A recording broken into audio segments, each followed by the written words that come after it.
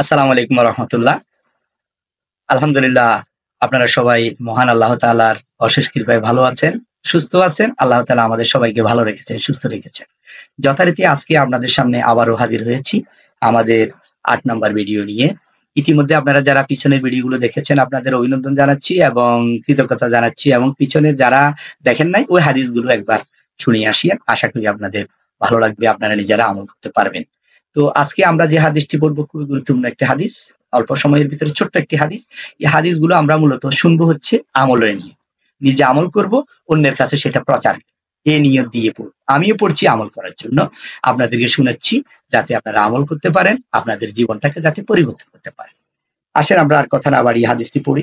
হযরত মিকদাদ ইবনে আসওয়াদ রাদিয়াল্লাহু তাআলা আনহু থেকে বর্ণিত, রাদিয়াল্লাহু তাআলা আনহু বলেন, আমি নবী করিম সাল্লাল্লাহু আলাইহি ওয়াসাল্লামকে ইরশাদ করিতে শুনিয়াছি যে জমিনের উপর কোন শহর, গ্রাম, মরুভূমির এমন কোন ঘর অথবা তাঁবু থাকিবে না যেখানে আল্লাহ তাআলা ইসলামের কালিমা দাখিল না করিবে।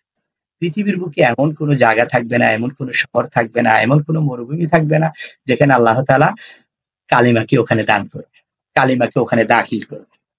যাহারা মানিবে তাহাদিওকে কালেমাওয়ালা বানাইয়া ইজ্জত দান করিবে। তারা কালিমাকে গ্রহণ করবে, কালেমাকে পাঠ করবে, সে অনুযায়ী নিজের জীবন পরিচালিত করবে। আল্লাহ তাআলা তাদেরকে ইজ্জত দান করবে, আল্লাহ তাআলা তাদেরকে সম্মানিত করবেন পৃথিবীতে। যারা মানিবে না তাহাদেরকে অপদস্থ করবে। যারা এই কালেমার মূল্য দিবে না, এই কালেমা পাঠ করবে না এবং সে অনুযায়ী আমল করবে না এবং জীবন পরিচালিত করবে না, আল্লাহ তাআলা তাদেরকে তাদের জীবনে এই পৃথিবীতে অনেক অপদস্থ করবে এবং আখিরাতেও অপদস্থ করবে। অতঃপর তাহারা মুসলমানদের অধীনস্থ হইয়া থাকিবে। যারাই যারাই কালেমা পাঠ করবে তাদেরকে আল্লাহ তাআলা অনেক সম্মানিত করবেন, অনেক মর্যাদা দান করবেন এবং তারা সে অনুযায়ী আমল করবে। আর যারা এটা মানবে না, আল্লাহ তাআলা তাদেরকে অনেক অপদস্থ করবেন, তাদেরকে বিভিন্ন পেরেশানির ভিতরে। আবার পড়ছি, আমি একটু দেখি। হযরত মিকদাদ ইবনে আসওয়াদ রাদিয়াল্লাহু তাআলা আনহু বলেন, আমি নবী করিম সাল্লাল্লাহু আলাইহি ওয়াসাল্লামকে এই ইরশাদ করিতে শুনিয়াছি যে জমিনের উপর কোন শহর, গ্রাম, মরুভূমির এমন কোন ঘর অথবা তাঁবু থাকিবে না যেখানে আল্লাহ তাআলা ইসলামের কালিমাকে দাখিল না করিবে।